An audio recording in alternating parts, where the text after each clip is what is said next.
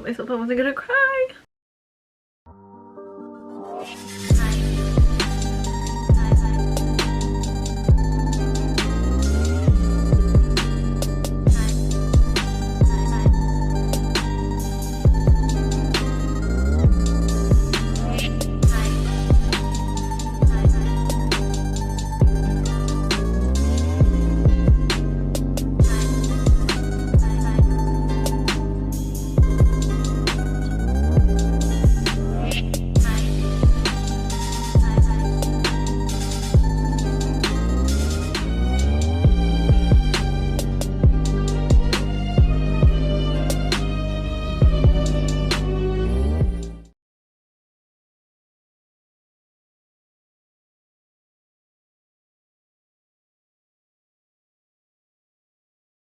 What up everybody, welcome back to another video. Today's video I'm legit solo.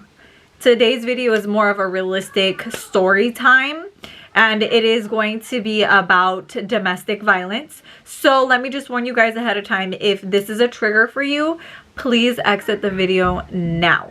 So with that being said, if you are new to my videos and you would love to join my family, please subscribe, like, turn on those notifications so you can get more of these. So let's go ahead and get into the story time. My first relationship, I was 12 and he was 16, 12, 13, 14, 15, no, he was 15. So he is 3 years older than me. I met him when I was in 7th grade. And he was in high school. So I went to the middle school, he went to the high school. So I met him one day walking home from school with some of my friends. It was our first relationships. It was my first, it was his first. I tell you, he was my best friend. He was my best friend. We did everything together. We went to church together. We went to all family things together. We were always at each other's house. We were like this for years. And not once did he disrespect me for the first 2 years. It got a little different. Where it switched was he got older. We both got older. I was 14 and he was 18. So he had just turned 18 and he started to hang out with older, you know, people more older than him or around his age that were into other things. He had gotten himself caught up in drugs and gangs and being a part of a whole nother life that he thought was where he needed to go, because where we lived and how we grew up, that's usually where everybody went. At that moment, at the same time that our relationship started to get a little rocky, is the same time that I found out I was pregnant with my first son. So I was 14. I had just, it was Christmas time. I remember this. But at the same time that I found out I was pregnant, we agreed that we were going to have this baby. We were going to be a family. We were going to work together, you know, all those good things. So in my mind, I had this vision of us being this perfect family. And because he was my best friend, I never saw myself with anybody else. Things got a little weird. All of a sudden, he stops calling, stops coming around. I find out he's talking to other girls. He says he's on his way to my house and never shows. I'm calling his house like crazy. Just things like this that start to, like, out of nowhere, unusual. So I'm going to his house and I'm looking for him, can't find him. Now I'm going to other people's house looking for him, can't find him. I end up finding him in these really bad situations and making him come home. He's so bad on drugs, I don't even know who he is. And the only reason I, like, tried to keep a hold of him and try to keep this going is because I was so in love. And I had the hope that if he got off these drugs, it would get better and back to what it used to be. So now it became a real rocky situation, because now here I am telling him I don't want him hanging out with his friends.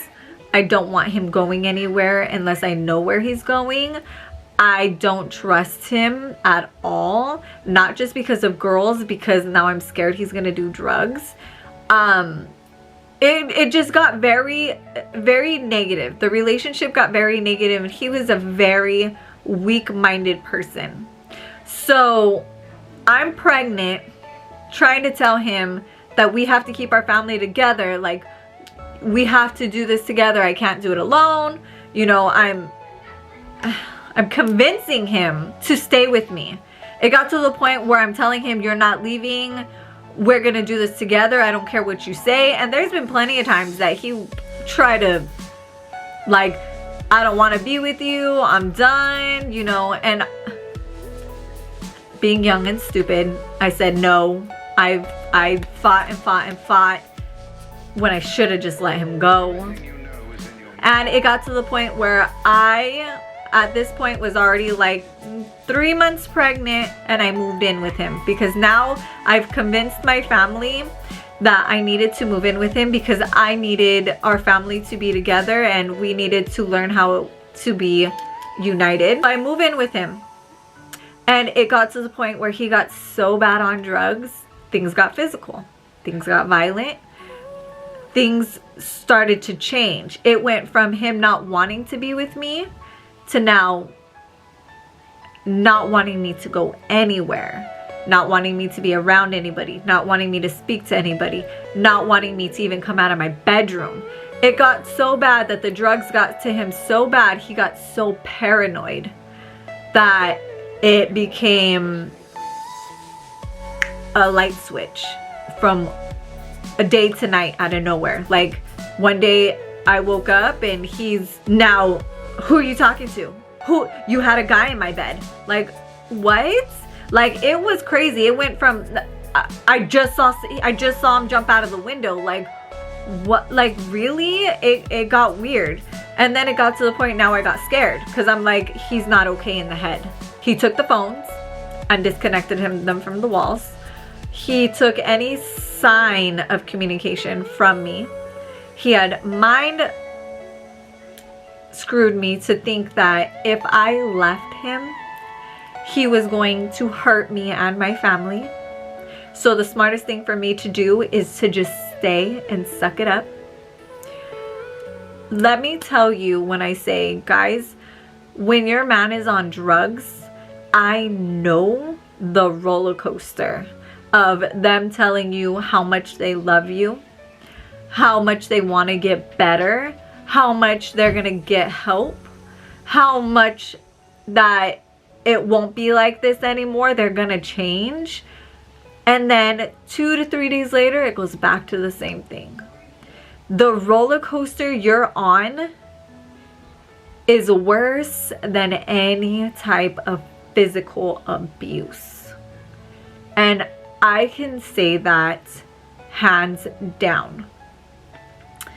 I'd rather be physically hit than for you to play mind games with me.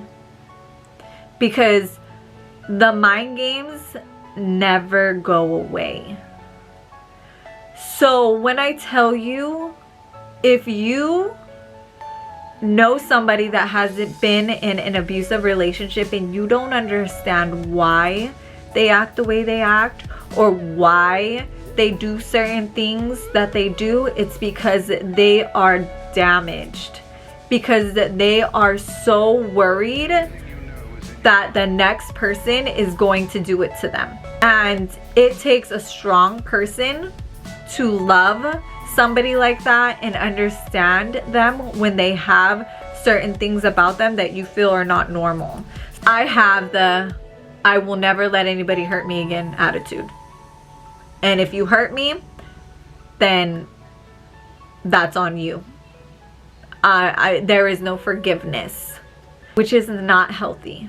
It's not healthy to be that way. And when I tell you, girls, if you are in a messed up relationship, if you are with somebody that is beating you, mentally screwing you, putting you and your children in harm's way, and you're scared that you're going to leave and have nothing, so that's why you stay, I will promise you that if you leave, you might leave with nothing, but everything is buildable. Everything you once had can be built 10 times bigger than what you have now. It's going to hurt in the beginning. It's going to be so hard, and you're going to feel like your world is crumbling. You're going to feel like you can't even breathe. But as time goes on, it gets easier. I was told, do you want to hurt forever? Or do you want to hurt for a little while? Because that's what it is. You stay in a relationship, you'll be unhappy for the rest of your life. And if you have children, all you're going to do is keep the cycle going. You're going to be unhappy for the rest of your life. Your children are going to be unhappy for the rest of their life, and it's just going to keep going. Don't live the rest of your life, this one life you have to live, being unhappy. Go ahead and leave. Take a little time of hurt and then move on. I can't tell you how strong of a person you are to even leave. To even get the courage to leave and stay away shows how powerful you are. And you got to remember it. You got to tell yourself, every day that you stay away, one more day gives you a little more power. One more day, a little more power. And tell yourself, I'm proud of you. I'm proud of you for not going back. I'm proud of you for keeping the strength. I'm proud. I'm proud of myself for never going back. Because who knows if I would have been here today. It's not easy, but it's doable. And if you can't do it for you and you have children, please do it for your children. Please. This world is already fucked up. Don't fuck up your children anymore. They already have to go through so much. I just want to tell you, I did not leave him until after I had my first son. I did not have the strength. I did not have the power. I was weak. I was scared. My son was about 2 weeks old. And I remember looking at him thinking, if I don't leave, my son is going to grow up to be just like this. And it's my responsibility to raise my children the right way, even if it's without their father. Because I chose to have this child. I chose to not have an abortion. It's my body, my say. At the end of the day, no matter how much he tells me he wants this baby or he doesn't want this baby, it is your body. You have the last decision on having this baby. So that's what I did. I looked at this baby, innocent, beautiful, no problems. And I made that decision. I have to do what I need to do at 14 years old. Listen, my son is 17 right now. I cannot imagine my son making any type of decisions like this. None of my kids. I look at every 14-year-old around this world and I'm like, there's no way. How did I do it? But I did. It was my choice. And yes, I wanted my family. Yes, I didn't want to do it by myself, and I knew it was going to be so much harder. Not only because I was going to be a single mom, but because I was so young. I was so young I couldn't even get a job. But I did. I told myself I'd be failing as a mother if I stayed. And if I could do one thing right, just one thing, by leaving and giving my son a better chance, then at least I can sleep at night knowing that I did everything in my power. I can't even explain the fear that I had why I was leaving. Like, I don't know if you have ever been so scared that your body just, like, your soul leaves your body. Like, I can't explain it. I ended up going home. I showed up at my house. And when I tell you the relief I had of knowing I was gonna be okay and nobody was gonna ever hurt me was amazing. Amazing. And let me tell you, he came for me the next day.